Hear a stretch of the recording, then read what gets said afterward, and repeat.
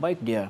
Sabah menerima seramai 857,675 ketibaan pelancong setakat Julai tahun ini, meningkat 632% berbanding tempoh sama tahun lepas dengan anggaran hasil terimaan pelancong bernilai 1.4 juta ringgit. Peningkatan itu didorong oleh sektor pelancongan domestik yang menyumbang 785,123 pengunjung. Ketua Menteri Datuk Seri Panglima Haji G. Nor yakin Sabah menerima lebih 1 juta pengunjung tahun ini dengan pembukaan semula sempadan antarabangsa. Jumlah ketibaan pelancong antarabangsa mencatatkan pertumbuhan ketara dengan 72,552 ketibaan, meningkat 3,680% bagi 7 bulan pertama tahun ini. Beliau berucap demikian sempena perasmian pembukaan Hotel Holiday Inn Express di Kota Kinabalu. Tambah Datuk Haji G, kerajaan turut memberi pelbagai insentif kepada syarikat penerbangan antarabangsa selaras usaha kerajaan memulihkan semula sektor pelancongan pasca pandemik. Antaranya insentif mewujudkan laluan penerbangan antarabangsa baharu atau mewujudkan penerbangan khas terus ke Sabah. Setakat ini, Sabah dihubungkan dengan 5 destinasi antarabangsa iaitu Singapura, Bandar Seri Begawan, Incheon, Manila dan Bangkok melibatkan 39 penerbangan seminggu. Industri perikanan tuna mempunyai potensi besar sebagai sumber kekayaan baharu Sabah. Perairan di negeri ini kaya dengan sumber perikanan laut dalam dan merupakan sumber ekonomi yang besar untuk menambah hasil pendapatan negeri.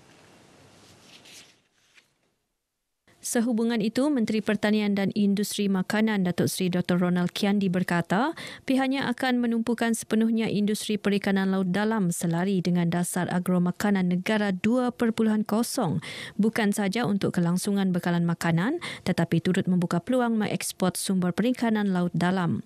Berdasarkan pencapaian tahun ini, negara merekodkan hasil pendaratan tuna sebanyak 55,138.63 tan metrik bernilai lebih 491 juta ringgit dalam tempoh 8 bulan bermula Januari hingga Ogos lepas. Saya melihat ini merupakan satu langkah ke hadapan dalam industri perikanan laut dalam di negeri Sabah dan sesuai dengan penurunan kuasa Ketua Pengarah Perikanan kepada Pengarah Perikanan Negeri Sabah. Beliau ditemui pemberita selepas merasmikan kilang pemprosesan dan bilik sejuk beku ikan di Semporna. Dalam pada itu, Datuk Ronald memaklumkan kerajaan menyediakan pelbagai bantuan termasuk dana melalui Agrobank yang boleh dimanfaatkan pemain industri perikanan laut dalam, memodernisasi kapal serta mekanisasi tangkapan. Sementara itu, Ketua Pegawai Eksekutif Agrobank Tengku Ahmad Badli Shah Raja Husin berkata, kerajaan melalui pihaknya menyediakan 150 juta ringgit dana pada tahun ini untuk membantu pemain industri perikanan. Bagi fasa pertama tahun ini, 37 permohonan diluluskan dengan 132 juta ringgit diagihkan kepada pelanggan. Bagi fasa kedua tahun hadapan, sebanyak 200 juta ringgit dana disediakan. Yayasan Pembangunan Ekonomi Islam Malaysia YAPIM menyerahkan 6 bot gentian kaca dan 10 enjin berkapasiti 15 kuasa kuda bernilai RM84,000 kepada Jabatan Bomba dan Penyelamat Malaysia JBPM Negeri Sabah. Ia sebagai tambahan kepada 4 bot yang diserahkan sebelum ini bagi memperkasakan kerja-kerja mencari dan menyelamat pasukan bomba dan penyelamat. Menteri di Jabatan Perdana Menteri Hal Ehwal Agama Datuk Idris Ahmad berkata, kesemua bot dan enjin berkenaan memberi manfaat kepada 10 balai bomba dan penyelamat di Sabah iaitu di Penampang, Beaufort, Kimanis, Kuala Penyu, Kota Merudu, Kota Belud, Beluran, Suk, Tenom dan Merotai. Wang yang kita sumbang ni ialah kita menyampaikan amal kebajikan yang diberikan oleh masyarakat seluruh negara melalui potongan gaji yang dibuat secara bulanan. Maka inilah hasil dia yang kita dapat lebih kurang antara 40 dengan 42 juta setahun. Maka wang itulah yang kita sumbangkan. Beliau ditemui dalam majlis serahan enjin dan bot penyelamat kepada JBPM Sabah di Tawau. Dalam majlis berasingan, Datuk Idris menyampaikan sumbangan RM200,000 kepada penduduk terjejas kebakaran dan 10 badan bukan kerajaan NGO Sabah di Masjid Al-Kausar Tawau. Kami di PKPDS mengucapkan ribuan terima kasih pada Yayasan Taqwa atas sumbangan yang besar inilah. Bagi kami besar sebenarnya sumbangan ini, sebab bagi kami sumbangan salah satu faktor yang penting lah untuk kita menjalankan misi yang telah kita rancang lah. Kami amat berterima kasih dan ini pertama kali kami Persatuan Mualaf dibagi sumbangan sebesar inilah. Jadi saya bagi pihak pengerusi saya mengucap syukur dan terima kasih apa yang ada, dan kami akan memanfaatkan duit yang kami terima ini untuk mualaf kami lah, kami Persatuan. Kementerian Pembangunan Masyarakat dan Kesejahteraan Rakyat bersama Jabatan Hal Ehwal Wanita Sabah JEHWA serta Majlis Penasihat Wanita Sabah MPWS sedia bekerjasama dengan pelbagai pihak demi pembangunan wanita di negeri ini. Menterinya Datuk Syahelmi Yahya berkata ketika ini pihaknya memberi fokus kepada usaha meningkatkan kepimpinan golongan wanita di peringkat akar umbi menerusi kerjasama Akademi Kepimpinan Wanita AKWAN. Melalui program tersebut, golongan wanita diberi pendedahan pengetahuan teori dan amali serta kemahiran berkualiti yang diperlukan dalam aspek pembangunan dan kemajuan wanita. Ini bertujuan untuk kita mencapai dasar wanita negara yang mana menginginkan agar 30% wanita terlibat dalam pembuat dasar di negeri Sabah dan juga negara kita.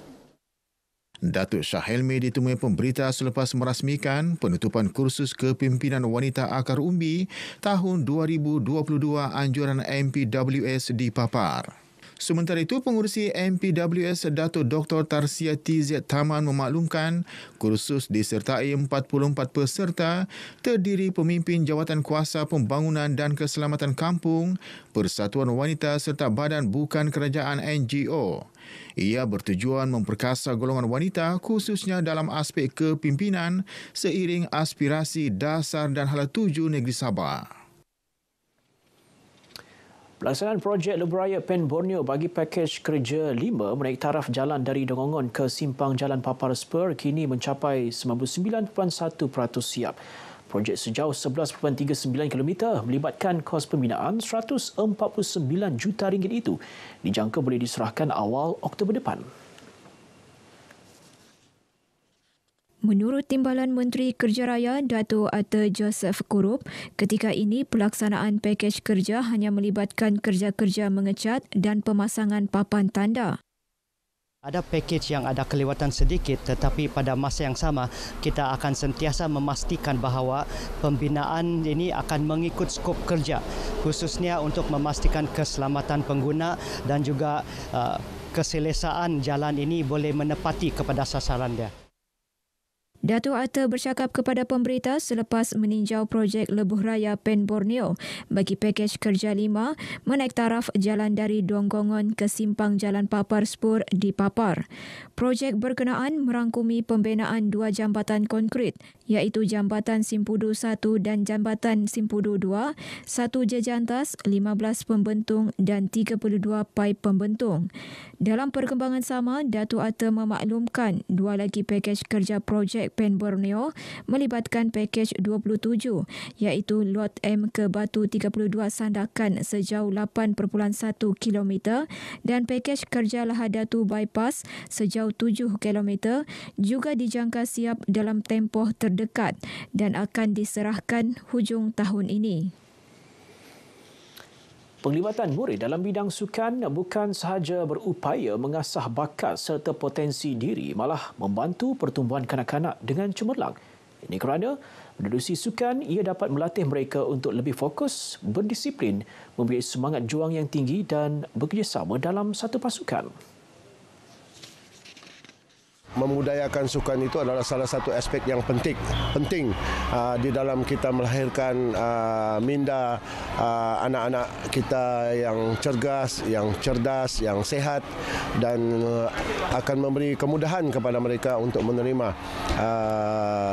pelajaran yang diajar oleh guru-guru di sekolah masing-masing. Beliau yang juga Adun Apas menyatakan demikian kepada media selepas merasmikan Karnival Sukan Prasekolah peringkat daerah Tawau.